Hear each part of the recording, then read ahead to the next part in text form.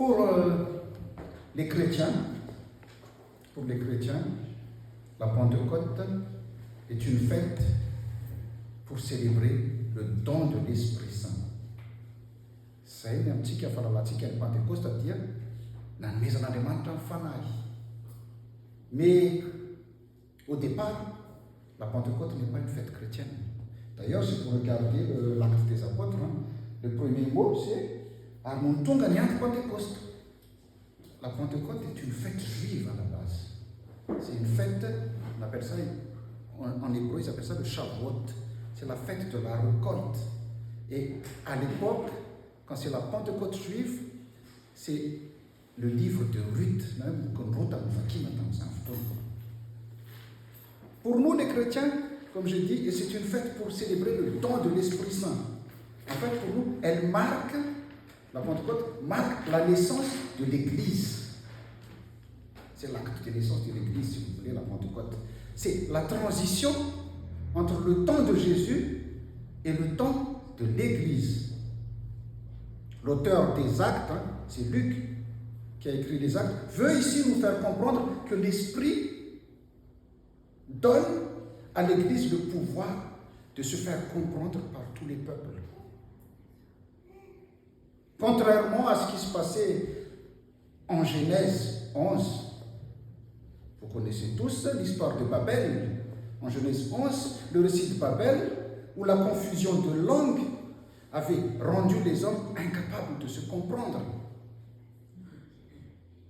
Chacun ne comprenant plus la langue du voisin, à la Pentecôte, malgré leur diversité, chacun entendait les apôtres parler dans sa propre langue dans la ville de Jérusalem.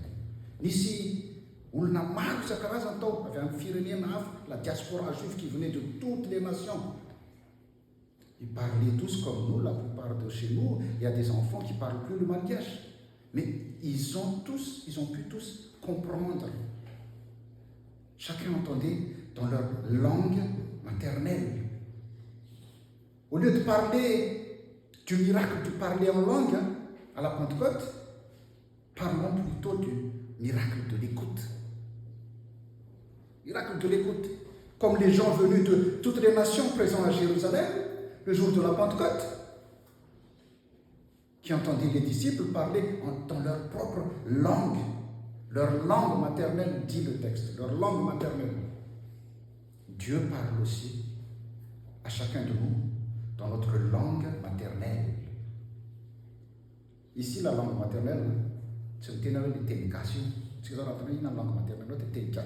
La langue maternelle ici veut dire tout simplement la langue que parle notre mère, notre maman. Si la web t'es français, t'es anglais, mais le sens est beaucoup plus subtil. Il y a des manières de parler. Il y a des manières de s'adresser à nous que seules nos mamans savent le faire. Prenez l'exemple d'un enfant ou d'un bébé qui a peur et qui pleure. Tout le monde essaie de le calmer et l'enfant, rien n'y fait. Mais dès que sa mère le prend, lui parle, l'enfant s'apaise. Des fois, la maman ne dit rien. Des fois, la maman ne fait rien. Mais sa seule présence suffit à calmer son enfant. D'ailleurs, c'est pour cela, peut-être. D'ailleurs, c'est pour cela qu'on pose un bébé directement sur la poitrine de sa mère, dès sa naissance. Parce que la voix, dès que l'enfant sort du ventre, parce que la voix et le battement du cœur de sa maman le rassurent. C'est pour cela qu'on met le bébé directement sur sa maman, sur la poitrine de sa maman. En fait, c'est ça, la langue de son intimité avec sa mère.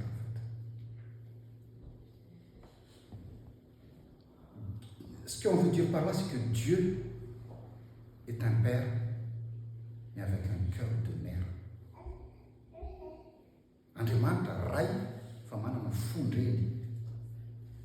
Il parle toutes les langues. Et il parle aussi à chacun de nous dans la langue de notre intimité. Tsy miteny frantsay na miteny anglisy na miteny malagasy amintsika Andriamanitra fa amin'izay fiteny tonga dia voarainy fotsika no itenenan'Andriamanitra amintsika. Le vrai miracle du Saint-Esprit, en fait, de l'Esprit Saint, n'est pas que les disciples. Le vrai miracle de la Pentecôte n'est pas que les disciples aient parlé en d'autres langues, mais que tout le monde ait compris ce qu'ils ont dit. C'est ça le vrai miracle. Tout le monde ait pu comprendre. Chacun dans la langue de son intimité. Je prends un exemple. C'est un pasteur qui a prêché, et pendant qu'il prêchait, tout le monde était là, silencieux, l'écoutait. Et à la fin du culte, les gens discutaient entre eux. Ils ont dit, et l'autre a dit, non, c'est pas possible. Chacun a pris ça à sa manière, et chacun a trouvé son message dedans.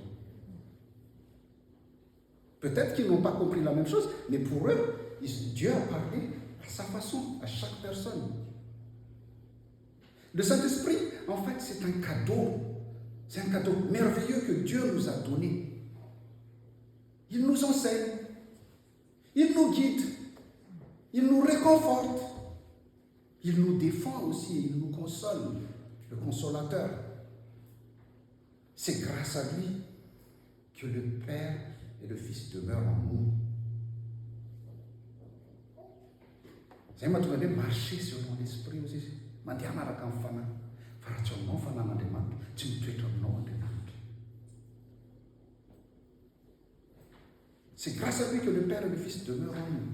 Si vous doutez de sa puissance, si vous doutez de la puissance du Saint-Esprit en vous, la présence du Saint-Esprit en vous, posez-vous juste la question, des questions plutôt, je vais dire même des questions. Comment une poignée d'hommes illettrés ont-ils pu parler des langues autres que les leurs? Vous regardez bien le texte des Actes. Il y a plusieurs, je ne sais pas combien de nations, il y avait des Arabes, tout ça. Mais tout le monde est compris. Comment? Comment un pécheur, un panjoum, comme Pierre, a-t-il pu convertir 3000 personnes en une seule prédication le jour de la Pentecôte? Tsy nianatra izy, tsy nianatra nitorotena ny Petera. Fa ny fanahy masina no nampiteny azy. Ary fanahy masina no namazava ny teny lazainy tamin'ny olona izay nanatrika rehetra teo. Comment le message de l'évangile a-t-il pu se propager dans le monde entier même, et perdurer jusqu'à nos jours? S'il n'y avait pas le Saint-Esprit, cela ne serait pas arrivé. Aucune explication humaine ne peut répondre à ces questions. Aucune. Ne cherchez pas à comprendre. Tous les intellectuels de ce monde ne font qu'émettre des suppositions là-dessus et des hypothèses, mais aucun n'apporte une réponse précise.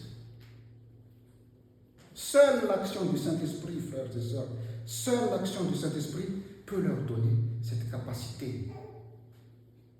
Et seule la foi nous permet et nous donne l'humilité d'accepter cela comme vrai.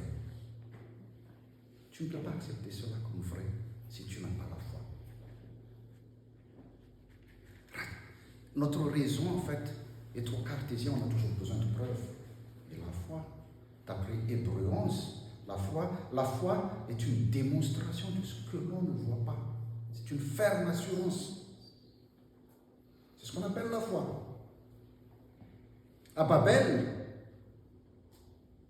par orgueil, les humains ont essayé de s'élever au ciel à la hauteur de Dieu. Par orgueil. Ici, c'est Dieu qui descend vers nous. Ici, c'est Dieu qui descend vers les humains et leur parle dans un langage qu'ils comprennent par l'Esprit Saint. L'Esprit Saint, en fait, si vous voulez, pour simplifier la chose, c'est l'antidote L'Esprit Saint, c'est l'antidote qui détruit le mur de l'incompréhension à Babel. L'Esprit Saint nous permet de comprendre l'autre dans sa différence. Il nous permet aussi de comprendre d'autres personnes, d'une autre culture que nous. On pense toujours à tort qu'il faut qu'on s'élève vers Dieu. C'est ce qu'il faut que je m'élève vers Dieu. On pense toujours à tort qu'il faut qu'on s'élève vers Dieu pour être des chrétiens à la hauteur. On veut toujours être des chrétiens à la hauteur. Alors qu'en vérité, c'est Dieu qui vient vers nous. C'est à nous de l'accepter. Dieu vient vers nous, c'est à nous d'accepter. À Pâques, c'est Jésus qui a donné sa vie pour nous. À la Pentecôte, c'est l'Esprit Saint qui descend vers nous. Ce qu'il nous faut, c'est d'être des chrétiens ouverts. Voilà le message. Ce qu'il nous faut, c'est d'être des chrétiens ouverts qui accueillent le don de Dieu et qui se laissent transformer par le Saint-Esprit. En Jean 15, 26, quand Jésus dit, lorsque viendra le Paraclet c'est le Saint-Esprit, lorsque viendra le Paraclet que je vous enverrai d'auprès du Père, l'Esprit de vérité qui procède du Père, il rendra lui-même témoignage de moi, et à votre tour, vous me rendrez témoignage parce que vous êtes avec moi depuis le commencement. Cela veut dire quoi? Cela veut dire que l'intelligence et le témoignage de l'homme ne sont pas suffisants pour convertir une personne. Et tant mieux, car cela risque de nous enorgueillir. Peut-être ce qu'il y a là, Michel là, nous va faire un tour dans la minute. Ça allait tout à l'heure, topé qu'on a dit. Frère, sœur, détrompez-vous.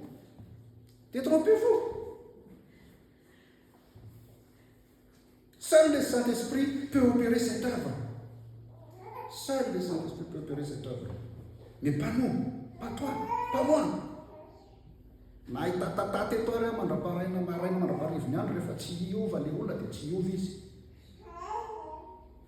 Certes, notre témoignage est fondamental,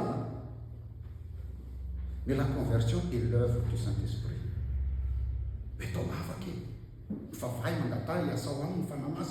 Notre témoignage atteint leurs yeux et leurs oreilles, mais c'est le Saint-Esprit qui l'apporte dans leur cœur. C'est le Saint-Esprit qui l'apporte. Le Saint-Esprit nous appelle par l'Évangile. Il nous éclaire par ses dons. Il nous sanctifie. Mettre à part. Le Saint-Esprit nous met à part et nous maintient dans la foi pour que nous puissions en témoigner. Dans ce sens, la Pentecôte est aussi une fête de la communication et de la compréhension mutuelle. Malgré nos différences, malgré la diversité, grâce à l'Esprit Saint, nous sommes capables de communiquer avec un étranger et nous sommes aussi capables de le comprendre. La Pentecôte clôt le temps pascal. Dorénavant, c'est le Saint-Esprit, c'est l'Esprit Saint qui nous a été donné à tous, nous fera comprendre toutes choses.